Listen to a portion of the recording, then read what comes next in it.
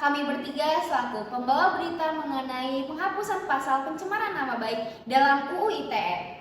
Sebelumnya kami akan perkenalan terlebih dahulu. Nama saya Aurora Nedita Pramesti dan rekan saya Naila Gaida Wahyu. Dan saya Muhammad Yusuf Satri. Kita mendapatkan informasi tentang perubahan UU ITE tahun 2024 yang terbaru yang telah disahkan oleh DPR pada tanggal 5 Desember 2023 dan disahkan oleh Presiden Joko Widodo pada tanggal 2 Januari 2024. Pemirsa di rumah pasti penasaran kan lebih lanjut tentang pasal pencemaran nama baik.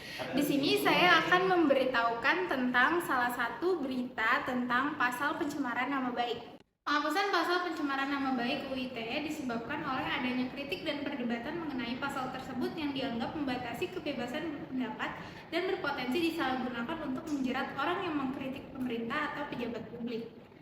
Penghapusan pasal pencemaran nama baik dalam UU ITE dan pembatasan penghinaan terhadap lembaga negara dalam RKUHP merupakan upaya untuk menyeimbangkan antara perlindungan terhadap nama baik dengan kebebasan berpendapat di masyarakat. Adanya masalah idealitas dan realitas dalam penghapusan pasal pencemaran nama baik UU ITE adalah suatu hal yang harus diatasi.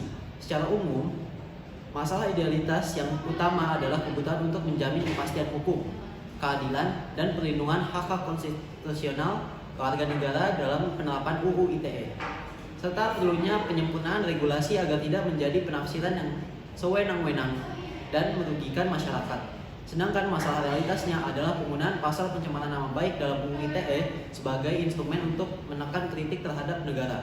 Hal ini menunjukkan perlunya evaluasi dan mungkin penghapusan pasal-pasal yang dapat disalahgunakan untuk membungkam kebebasan berpendapat dan berbicara dalam masyarakat.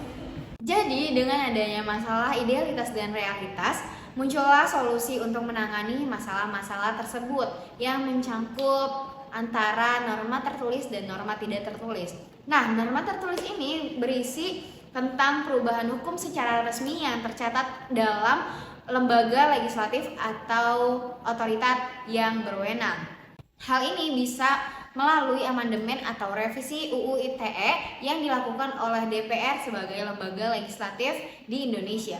Sedangkan dalam norma tidak tertulis mencangkup aspirasi atau bantuan masyarakat, opini publik, lalu nilai-nilai yang berkembang dalam masyarakat. Contohnya, bisa saja terjadi tekanan dari berbagai pihak termasuk aktivis hak asasi manusia, organisasi advokasi, dan masyarakat umum untuk mengubah atau menghapus pasal-pasal yang dianggap kontroversial atau memberikan ruang bagi penyalahgunaan kekuasaan.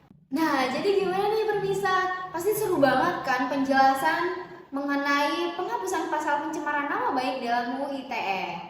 Sekian penjelasan dari kami Dan sampai jumpa. Nah.